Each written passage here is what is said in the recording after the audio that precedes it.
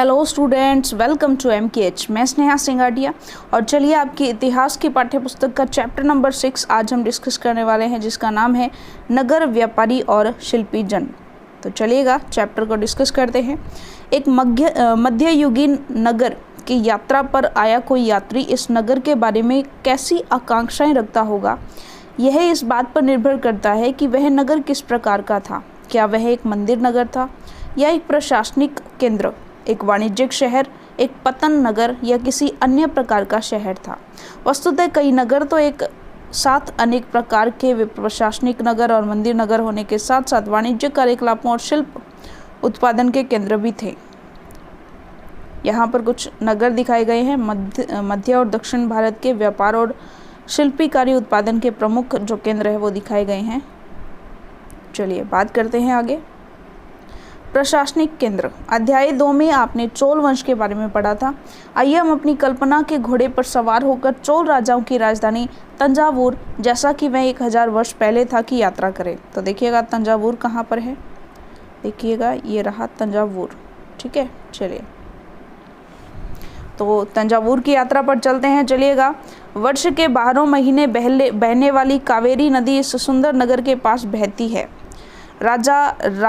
राज चोल द्वारा निर्मित राजराजेश्वर मंदिर की घंटियां बजती हुई सुनाई देती हैं। लोग नगर के वास्तुकार कुंजर मल्लन राजराज पेरुथंचन की वास्तुकला की प्रशंसा करते हुए नहीं थकते। हमें वास्तुकार का नाम इसलिए पता है क्योंकि उसने गर्व से अपने नाम को मंदिर के नाम पर उत्कीर्ण किया। मंदिर के भीतर एक विशाल शिवलिंग स्थापित है। इस मंदिर के अलावा नगर में अनेक राजमहल हैं, जिनके कई मंडप बने हुए हैं।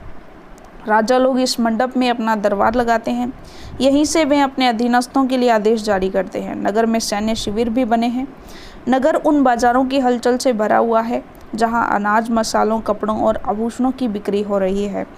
नगर के लिए जल की आपूर्ति कुओं और तालाबों से होती है। तंजावुर और उसके निकटवर्ती नगर उरैयूर के सालिये बुनकर मंदिर के उत्सव के लिए झंडे झंडियाँ बनाने का कपड़ा, राजा और अभिजात वर्ग के लिए बढ़िया सूती वस्त्र और जनसाधारण के लिए मोटा सूती वस्त्र तैयार कर रहे हैं। यहाँ से कुछ दूरी पर स्वामी मलाई में स्थापित अथवा मूर्तिकार उत्तम कांस्य मूर्तियाँ तथा लंबे सुंदर घंटा धातु के दीप बना रहे हैं। मंदिर नगर और तीर्थ केंद्र। तंजावुर एक मंदिर नगर का भी उदाहरण है। मंदिर नगर नगरीकरण का एक अत्यंत महत्वपूर्ण प्रतिरूप प्रस्तुत करते हैं। नगरीकरण नगरों के विकास की प्रक्रिया है। मंदिर अक्सर समाज और अर्थव्यवस्था दोनों के लिए ही अत्यंत महत्वपूर्ण होते हैं। शासक विभिन्न देवी देवताओं के प्रति अपना भक्ति भाव दर्शाने के लिए मंदिर बनाते हैं। वे मंदिरों को भूमि और धन अनुदान में देते थे, जिनकी आय से धार्मिक अनुष्ठान विधि विधान से संपन्न किए जाते थे। तीर्थ यात्रियों तथा पुरोहित पंडितों को भोजन कराया जाता था और पर्वोत्सव मनाए जाते थे। मंदिर के दर्शनार्थी भी दान दक्षिणा दिया करते थे। आगे देखिएगा कांसा, घंटा धातु और लुप्त लोम तकनीक। कांसा एक मिश्र धातु होती है जो तांबे और रांगे यानी टिन के मेल से बनती है। घंटा धातु में रांगे का अनुपात किसी भी अन्य किस्म के कांसे से अधिक होता है। यह घंटे जैसी ध्वनि उत्पन्न करता है। चोलकालीन कांस्य मूर्तियाँ लुप्त लोम तकनीक से बनाई जाती थीं। इस प्रविधि के अंतर्गत सर्वप्रथम मोम की एक प्रतिमा बनाई जाती थी। इसे चिकनी मिट्टी से पूरी तरह लीप कर सूखने के लिए छोड़ दिया जाता था। जब वह पूरी तरह सूख जाती थी तो उसे गर्म किया जाता था और उसके मिट्टी के आवरण में एक छोटा सा छेद बनाकर उस छेद के रास्ते से सारा पिघला हुआ मोम बाहर निकाल दिया जाता था। फिर चिकनी मिट्टी के खाली सांचे में उसी छेद के रास्ते पिघली हुई धातु भर दी जाती थी। जब वह धातु ठंडी होकर ठोस हो जाती थी तो चिकनी मिट्टी के आवरण को सावधानीपूर्वक हटा दिया जाता था और उसमें से निकली प्रतिमा को साफ करके चमका दिया जाता था। मंदिर के कर्ता धर्ता मंदिर के धन की व्यापार और साहूकारी में लगाते थे। शनै शनै समय के साथ बड़ी संख्या में पुरोहित, पुजारी, कामगार, शिल्पी, व्यापारी आदि मंदिर तथा उसके दर्शनार्थियों और तीर्थयात्रियों की आवश्यकताओं को पूरा करने के लिए मंदिर के आसपास बसते गए। इस प्रकार मंदिर नगरों का विकास हुआ। इसी रीति से मंदिरों के चारों ओर अनेक नगरों का आविर्भाव हुआ, जैसे मध्य प्रदेश के भिल्ल स्वामिन और गुजरात में सोमनाथ। कुछ अन्य महत्वपूर्ण मंदिर नगर तमिलनाडु के कांचीपुरम और मदुरै और आंध्र प्रदेश में तिरुपति है। तीर्थस्थल भी धीरे धीरे नगरों के रूप में विकसित हो गए। वृंदावन और तिरुवन्नमलाई ऐसे नगरों के 2 उदाहरण हैं। अजमेर 12वीं शताब्दी में चौहान राजाओं की राजधानी था और आगे चलकर मुगलों के शासन में वह सूबा मुख्यालय बन गया। यह नगर धार्मिक सह अस्तित्व का एक उत्कृष्ट उदाहरण प्रस्तुत करता है। सुप्रसिद्ध सूफी संत ख्वाजा मोइनुद्दीन चिश्ती यहाँ 12वीं शताब्दी में बस गए थे और उनके दर्शनार्थी एवं श्रद्धालु सभी पंथों मतों के हुआ करते थे। अजमेर के पास ही पुष्कर सरोवर है जहाँ प्राचीन काल से ही तीर्थयात्री आते रहे हैं। छोटे नगरों का संचार 8वीं शताब्दी से ही उपमहाद्वीप में अनेक छोटे छोटे नगरों का संजाल सा बिछने लगा था। संभवतः उनका प्रादुर्भाव बड़े बड़े गांवों से हुआ था। उनमें आमतौर पर एक मंडपिका, जिसे बाद में मंडी कहा जाने लगा, होती थी, जहां आसपास के गांव वाले अपनी उपज बेचने के लिए आते थे। उनमें ऐसी गलियां थी जहां दुकानें और बाजार थे, जिन्हें हट और बाद में जिन्हें हाट कहा जाने लगा था। इसके अलावा भिन्न भिन्न प्रकार के कारीगरों तथा शिल्पियों जैसे कुम्हारों, तेलियों, शक्कर बनाने वालों, ताड़ी बनाने वालों, सुनारों, लोहारों, पत्थर तोड़ने वालों आदि के अलग अलग बाजार होते थे। कुछ व्यापारी तो नगर में स्थायी रूप से बसकर अपना कारोबार करते थे, जबकि कुछ अन्य व्यापारी नगर नगर घूमकर क्रय विक्रय किया करते थे। आसपास और दूर दराज के व्यापारी इन नगरों में स्थानीय उपज खरीदने और दूरवर्ती स्थानों के उत्पाद जैसे घोड़े, नमक, कपूर, केसर, पान सुपारी और काली मिर्ची आदि जैसे मसाले बेचने के लिए आते थे। देखिए चित्र भी दिया गया है। चलिए, आमतौर पर कोई सामंत यानी परवर्ती काल का जमींदार इन नगरों में या इनके आसपास किलेबंदी कर महल बना लेता था। ऐसे सामंत व्यापारियों, शिल्पकारों तथा उनके व्यापार की वस्तुओं पर कर लगाते थे और कभी कभी इन करों के संग्रहण का अधिकार उन स्थानीय मंदिरों को प्रदान कर देते थे, जिनका निर्माण स्वयं उनके द्वारा या धनाढ्य व्यापारियों द्वारा कराया गया होता था। ऐसे अधिकारों का उल्लेख अभिलेखों में किया गया था, जो आज भी पाए जाते हैं। बड़े और छोटे व्यापारी कई प्रकार के हुआ करते थे। उनमें बंजारे लोग भी शामिल थे। कई व्यापारी, विशेष रूप से घोड़ों के व्यापारी, अपने संघ बनाते थे, जिनका एक मुखिया होता था और वह मुखिया उनकी ओर से घोड़े खरीदने के इच्छुक योद्धाओं से बातचीत करता था। चूंकि व्यापारियों को अनेक राज्यों और जंगलों से होकर गुजरना पड़ता था, इसलिए वे आमतौर पर काफिले बनाकर एक साथ यात्रा करते थे और अपने हितों की रक्षा के लिए व्यापार संघ गिल्ड बनाते थे। दक्षिण भारत में 8वीं शताब्दी और परवर्ती काल में अनेक ऐसे संघ थे। उनमें सबसे प्रसिद्ध मणिग्रामम और नानादेशी थे। ये व्यापार संघ प्रायद्वीप के भीतर और दक्षिण पूर्व एशिया और चीन के साथ भी दूर दूर तक व्यापार करते थे। इसके अलावा चेटियार और मारवाड़ी ओसवाल जैसे समुदाय भी थे, जो आगे चलकर देश के प्रधान व्यापारी समूह बन गए। गुजराती व्यापारियों में हिंदू बनिया और मुस्लिम बोहरा दोनों समुदाय शामिल थे। वे दूर दूर तक लाल सागर के बंदरगाहों व फारस की खाड़ी, पूर्वी अफ्रीका, दक्षिण पूर्व एशिया में चीन से व्यापार करते थे। वे इन पत्तनों में कपड़े और मसाले बेचते थे और बदले में अफ्रीका से सोना और हाथी दांत एवं दक्षिण पूर्व एशिया और चीन से मसाले, टिन, मिट्टी के नीले बर्तन और चांदी लाते थे। पश्चिमी तट के नगरों में अरबी, फारसी, चीनी, यहूदी और सीरियाई ईसाई बस गए थे। लाल सागर के बंदरगाहों में बेचे जाने वाले भारतीय मसाले और कपड़े इतालवी व्यापारियों द्वारा खरीदे जाते थे और वहां से वे उन्हें आगे यूरोपीय बाजारों में पहुंचाते थे। उनसे व्यापार में बहुत लाभ होता था। उष्णकटिबंधीय जलवायु में उगाए जाने वाले मसाले यूरोपीय व्यंजनों के महत्वपूर्ण अंग बन गए थे और भारतीय सूती कपड़ा बहुत लुभावना होता था। ये चीज़ें ही यूरोपीय व्यापारियों को भारत तक खींच लाई। समय के साथ साथ व्यापार और नगरों का रूप किस प्रकार बदला, इसके बारे में हम शीघ्र आगे पढ़ेंगे। नगरों में शिल्प। बीदर के शिल्पकार तांबे और चांदी में जड़ाई के काम के लिए इतने अधिक प्रसिद्ध थे कि इस शिल्प का नाम ही बीदरी पड़ गया। पांचाल अर्थात विश्वकर्मा समुदाय, जिसमें सुनार, कसेरे, लोहार, राजमिस्त्री और बढ़ई शामिल थे, मंदिरों के निर्माण के लिए आवश्यक थे।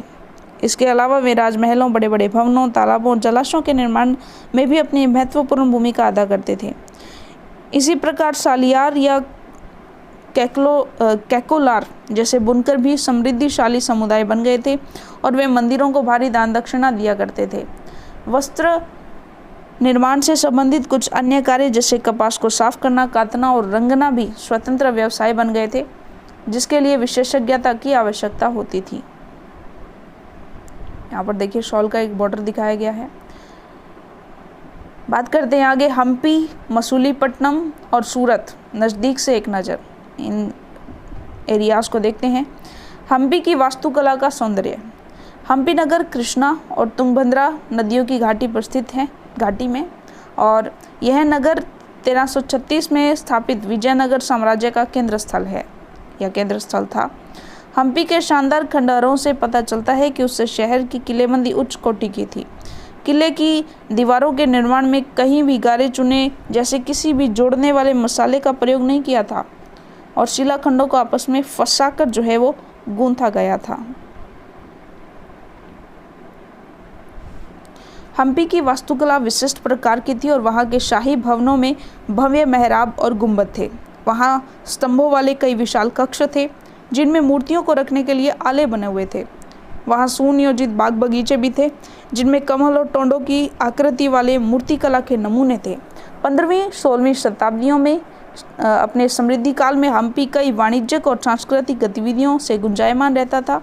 उन दिनों हम्पी के बाजारों में मुस्लिम सौदागरों, चेट्टियों और पुर्तगालियों जैसे यूरोपीय व्यापारियों के एजेंटों का जमघट लगा रहता था। मंदिर सांस्कृतिक गतिविधियों के केंद्र होते थे और देवदासियाँ विरूपाक्ष शिव मंदिर के अनेक स्तंभ वाले विशाल कक्षों में देव प्रतिमा राजा और प्रजाजनों के समक्ष नृत्य किया करती थी। महानवमी पर्व, जो आज दक्षिण में नवरात्रि पर्व कहलाता है, उन दिनों हम्पी में एक अत्यंत महत्वपूर्ण पर्व माना जाता था। पुरातत्वविदों ने उस महानवमी मंच को खोज निकाला है जहां राजा अपने अतिथियों का स्वागत सत्कार करता था और अधीनस्थ व्यक्तियों से नजराने उपहार लिया करता था। वहीं विराजमान होकर राजा नृत्य और संगीत तथा मल्ल युद्ध के कार्यक्रम भी देखा करता था। 1865 में दक्कनी सुल्तानों गोलकुंडा, बीजापुर, अहमदनगर, बरार और बीदर के शासकों के हाथों विजयनगर की पराजय के बाद हम्पी का विनाश हो गया। सूरत पश्चिम का प्रवेश द्वार। सूरत मुगल काल में कैम्बे, आज के खंबात और कुछ समय बाद के अहमदाबाद के साथ साथ गुजरात के पश्चिमी व्यापार का वाणिज्य केंद्र बन गया। सूरत और मुझ की खाड़ी से होकर पश्चिमी एशिया के साथ व्यापार करने के लिए मुख्य द्वार था। सूरत को मक्का का प्रस्थान द्वार भी कहा जाता था क्योंकि बहुत से हज यात्री जहाज से यहीं से रवाना होते थे। सूरत एक सर्वदेशीय नगर था जहां सभी जातियों और धर्मों के लोग रहते थे। 17वीं शताब्दी में वहां पुर्तगालियों, डचों और अंग्रेजों के कारखाने एवं माल गोदाम थे। अंग्रेज इतिहासकार ओविंगटन ने 1689 में सूरत बंदरगाह का वर्णन करते हुए लिखा है कि किसी भी एक वक्त पर भिन्न भिन्न देशों के औसतन 100 जहाज इस बंदरगाह पर लंगर डाले खड़े देखे जा सकते थे। सूरत में ऐसी अनेक दुकानें थीं जो सूती कपड़ा, थोक और फुटकर कीमतों पर बेचती थी। सूरत के वस्त्र अपने सुनहरे गोटा किनारियों, जिसे जरी बोलते हैं, के लिए प्रसिद्ध थे और उनके लिए पश्चिम एशिया, अफ्रीका और यूरोप में बाजार उपलब्ध थे। राज्य ने विश्व के सभी भागों में नगर में आने वाले लोगों की आवश्यकताओं को पूरा करने के लिए अनेक विश्राम गृह बना रखे थे। वहाँ भव्य भवन और असंख्य मनोरंजक स्थल थे। सूरत में काठियावाड़ी सेठों तथा महाजनों की बड़ी बड़ी साहूकार कंपनियां थीं। उल्लेखनीय है कि सूरत से जारी की गई हुंडियों को दूर दूर तक मिस्र में काहिरा, इराक में बसरा और बेल्जियम में एंटवर्प के बाजारों में मान्यता प्राप्त थी। किंतु 17वीं शताब्दी के अंतिम वर्षों में सूरत का भी अधपतन प्रारंभ हो गया। इसके कई कारण थे। मुगल साम्राज्य के पतन के कारण बाजारों तथा उत्पादकता की हानि, पुर्तगालियों द्वारा समुद्री मार्गों पर नियंत्रण और बम्बई से प्रतिस्पर्धा, जहां 1668 में अंग्रेजी ईस्ट इंडिया कंपनी ने अपना मुख्यालय स्थापित कर लिया था। आज सूरत एक महत्वपूर्ण वाणिज्यिक केंद्र है। जोखिम भरा दौर। मसूलीपट्टनम के लिए चुनौती। मसूलीपट्टनम या मछलीपट्टनम नगर कृष्णा के डेल्टा पर स्थित है। 17वीं शताब्दी में यह भिन्न भिन्न प्रकार की गतिविधियों का नगर था। हॉलैंड और इंग्लैंड जैसे देशों की ईस्ट इंडिया कंपनियों ने मसूलीपट्टनम पर नियंत्रण प्राप्त करने का प्रयत्न किया क्योंकि तब तक वह आंध्र तट का सबसे महत्वपूर्ण पतन बन गया था। मसूलीपट्टनम का किला हॉलैंड वासियों ने बनाया था। गोलकुंडा के कुतुबशाही शासकों ने कपड़ों, मसालों और अन्य चीज़ों की बिक्री पर शाही एकाधिकार लागू किया जिससे कि वहाँ का व्यापार पूरी तरह ईस्ट इंडिया कंपनी के हाथों में न चला जाए।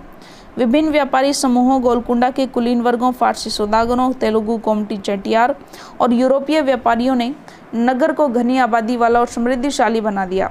जब मुगलों ने गोलकुंडा तक अपनी शक्ति बढ़ा ली तो उनके प्रतिनिधि सूबेदार मीर जुमला ने, जो कि स्वयं एक सौदागर था, हॉलैंड वासियों और अंग्रेजों को आपस में भिड़ाना शुरू कर दिया। 1686-87 में मुगल बादशाह औरंगजेब ने गोलकुंडा को मुगल साम्राज्य में मिला लिया। अब यूरोपीय कंपनियों के सामने अन्य विकल्प ढूंढने की समस्या आ खड़ी हुई। कंपनी को नई नीति के अंतर्गत केवल इतना ही पर्याप्त नहीं था कि पतन भीतरी प्रदेश के उत्पादन केंद्रों के साथ संबंध बनाए रखें, जबकि इस बात की भी आवश्यकता महसूस की गई कि कंपनी के नए केंद्र एक साथ राजनीतिक, प्रशासनिक और वाणिज्यिक भूमिकाएं भी अदा करें। जब कंपनी के व्यापारी बम्बई, कलकत्ता और मद्रास चले गए तब मसूलीपट्टनम अपने व्यापार और समृद्धि दोनों ही खो बैठा और 18वीं शताब्दी के दौरान उसका अधपतन हो गया और आज में एक छोटे से जीर्ण शीर्ण नगर से अधिक कुछ नहीं है। एक नगर और व्यापारी। 16वीं और 17वीं शताब्दी में यूरोप के देश व्यापारिक उद्देश्यों से मसालों और कपड़ों की तलाश में लगे हुए थे, जो यूरोप और पश्चिमी एशिया दोनों जगह लोकप्रिय हो गए थे। अंग्रेज हॉलैंड वासियों और फ्रांसीसियों के पूर्व में अपनी वाणिज्यिक गतिविधियों का विस्तार करने के लिए अपनी ईस्ट इंडिया कंपनी बनाई।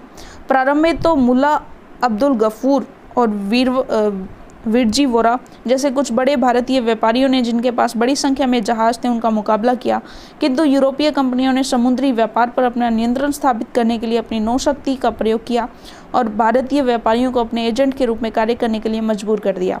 अंततः अंग्रेज उपमहाद्वीप में सर्वाधिक सफल वाणिज्यिक और राजनीतिक शक्ति के रूप में उभरकर स्थापित हो गए।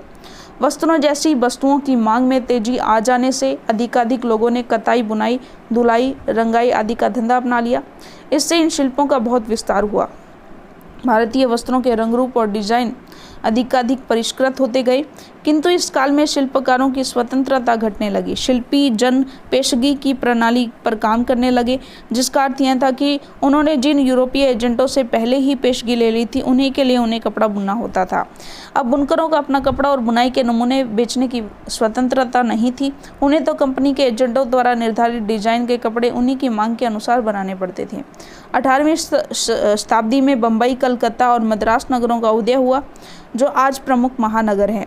शिल्प और वाणिज्य में बड़े बड़े परिवर्तन आए। जब बुनकर जैसे कारीगर और सौदागर यूरोपीय कंपनियों द्वारा इन नए नगरों में स्थापित ब्लैक टाउन्स में स्थानांतरित हो गए। ब्लैक यानी देशी व्यापारियों और शिल्पकारों को इन ब्लैक टाउन्स में सीमित कर दिया गया, जबकि गोरे शासकों ने मद्रास में फोर्ट सेंट जॉर्ज और कलकत्ता में फोर्ट सेंट विलियम की शानदार कोठियों में अपने आवास बनाए।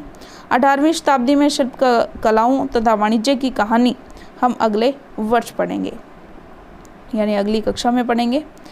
तो यहाँ पर वास्को डी गामा और क्रिस्टोफर कोलंबस की कहानी भी दी गई है कि किस तरह वो भारत आए थे, तो ये भी आप पढ़ लेंगे। चलिए, इसके बाद जो प्रश्नोत्तर हैं, चलिए वो पीडीएफ के माध्यम से देख लेते हैं। चलिए प्रश्नोत्तर जो है इसके कर लेते हैं फटाफट से। रिक्त स्थानों की पूर्ति कीजिए। पहला देखिए, राजराजेश्वर मंदिर किस में बनाया गया था? तो 11वीं सदी में बनाया गया था। अजमेर सूफी संत ख्वाजा मोइनुद्दीन चिश्ती से संबंधित थे। हम्पी विजयनगर साम्राज्य की राजधानी थी। हॉलैंड वासियों ने आंध्र प्रदेश में मसूलीपट्टनम पर अपनी बस्ती बसाई थी। तो ये रिक्त स्थान हमने भर दिए हैं। बताइए क्या सही है क्या गलत। हम राजराजेश्वर मंदिर के मूर्तिकार स्थपति का नाम एक शिलालेख से जानते हैं, तो बिल्कुल सही है, क्योंकि उन्होंने बड़े प्राउड से वहाँ पर अपना नाम लिखवाया था। सौदागर लोग काफिलों में यात्रा करने की बजाय अकेले यात्रा करना पसंद करते थे, ये तो गलत है, काफिलों में जाते थे वो। काबुल हाथियों के व्यापार का मुख्य केंद्र था, नहीं, गलत है ये। सूरत बंगाल की खाड़ी पर स्थित एक महत्वपूर्ण व्यापारिक पतन था, तो ये भी बिल्कुल गलत बात है। चलिए आगे बात करते हैं। तंजावुर नगर को जल की आपूर्ति कैसे की जाती थी? तो तंजावुर को जो है कुओं और तालाबों द्वारा की जाती थी। मद्रास जैसे बड़े नगरों में स्थित ब्लैक टाउन में कौन रहता था? तो ब्लैक टाउन में भारतीय व्यापारी, शिल्पकार, औद्योगिक मजदूर और अन्य क्षेत्रों में काम करने वाले मजदूर और कर्मचारी रहा करते थे। आपके विचार से मंदिरों के आसपास नगर क्यों विकसित हो गए? तो हमने देखा था कि मंदिर के कर्ता धर्ता मंदिर के धन को व्यापार और साहूकारी में लगाते थे। शने शने समय के साथ बड़ी संख्या में पुरोहित, पुजारी, कामगार, शिल्पी, व्यापारी आदि मंदिर और उसके दर्शनार्थियों और तीर्थयात्रियों की आवश्यकताओं को पूरी करने के लिए मंदिर के आसपास बसते गए। मंदिर के दर्शनार्थी भी दान दक्षिणा दिया करते थे और राजा द्वारा भी भूमि और धन अनुदान में दिए जाते थे। इससे मंदिर के पुजारियों की आजीविका चलती थी। तीर्थ यात्रियों और पुरोहित पंडितों को मंदिर प्रशासन द्वारा भोजन कराया जाता था, जिससे मंदिर के पास साधु संत और पुरोहित पंडितों को आवास स्थान जो है वो वहाँ का बन गया था। बात करते हैं अगला प्रश्न, मंदिरों के निर्माण और उनके रख रखाव के लिए शिल्पीजन कितने महत्वपूर्ण थे। तो देखिए, मंदिरों के निर्माण और उनके रख रखाव के लिए शिल्पीजन निम्न कारणों से महत्वपूर्ण थे। मंदिरों के निर्माण के लिए शिल्पी काफ़ी महत्वपूर्ण थे। शिल्पियों में सुनार, कसेरे, लोहार, राजमिस्त्री और बढ़ई शामिल थे। शिल्पकार मंदिरों को सुंदर बनाने में काफ़ी महत्वपूर्ण भूमिका निभाते थे। शिल्पकार ही मंदिरों के विभिन्न भागों को निर्मित करते थे। मंदिरों को कलात्मक रूप से सजाने का कार्य शिल्पकार ही करते थे। लोग दूर दूर से देशों प्रदेशों से सूरत क्यों आते थे। देखिए, सूरत नगर के लोगों के दूर दूर प्रदेशों से आने के कारण क्या थे। सूरत अरब सागर के तट पर स्थित एक बंदरगाह नगर था, जहाँ से पश्चिमी एशिया के देशों से व्यापार होता था। सूरत को मलक्का का प्रस्थान द्वार भी कहा जाता था, मक्का का, क्योंकि बहुत से हज यात्री यहीं से जो है रवाना होते थे। सूरत शिल्प उद्योग का प्रमुख केंद्र था, जिससे काफ़ी संख्या में लोगों को रोजगार मिला हुआ था। सूरत एक व्यापारिक नगर था, जहाँ पर कई वस्तुओं के थोक और फुटकर बाजार थे। कलकत्ता जैसे नगरों में शिल्प उत्पादन तंजावुर जैसे नगरों के शिल्प उत्पादन से किस प्रकार भिन्न था। तो देखिएगा, तंजावुर कलकत्ता से पहले का विकसित नगर है, इसलिए तंजावुर में शिल्प का उत्पादन कलकत्ता से पहले शुरू हो गया था। दोनों नगरों के शिल्प उत्पादन में काफ़ी भिन्नता थी। कलकत्ता में मुख्यतः शिल्प उत्पादन सूती, रेशमी और जूट उत्पादन तक सीमित था। तंजावुर में सूती वस्त्रों के अतिरिक्त कांस्य मूर्तियों, धातु के दीपदान, मंदिरों के घंटे, आभूषणों आदि का निर्माण बड़े पैमाने पर होता था, क्योंकि तंजावुर एक मंदिर नगर था। आइए विचार करें। अगला प्रश्न देखिए, इस आधार में वर्णित किसी एक नगर की तुलना आप अपने परिचित किसी कस्बे या नगर से करें। क्या दोनों के बीच कोई समानता या अंतर है। तो कोई भी आप अपने नगर से कर सकते हैं। चलिए, सौदागरों को किन किन समस्याओं का सामना करना पड़ता था आपके विचार से। क्या वैसी समस्याएं आज भी बनी हुई हैं। तो देखिएगा, सौदागरों को निम्नलिखित समस्याओं का सामना करना पड़ता था। व्यापारियों को अनेक राज्यों और जंगलों में से होकर गुजरना पड़ता था, इसलिए वे आमतौर पर काफिले बनाकर यात्रा करते थे। सौदागर अपने हितों की रक्षा के लिए व्यापार संघ बनाते थे। उन्हें विभिन्न प्रकार के कर चुकाने पड़ते थे। प्राचीन और मध्यकाल में यातायात के रूप में बैलगाड़ी, घोड़ागाड़ी, नावें आदि प्रमुख थे, अर्थात यातायात के साधन भी पर्याप्त मात्रा में उपलब्ध नहीं थे। और वर्तमान समय में भी सौदागरों को व्यापार संघ बनाने पड़ते हैं, उन्हें विभिन्न कर चुकाने पड़ते हैं और व्यापार के लिए दूर दूर तक यात्राएं भी जो है करनी पड़ती हैं। चलिए बात करते हैं आगे।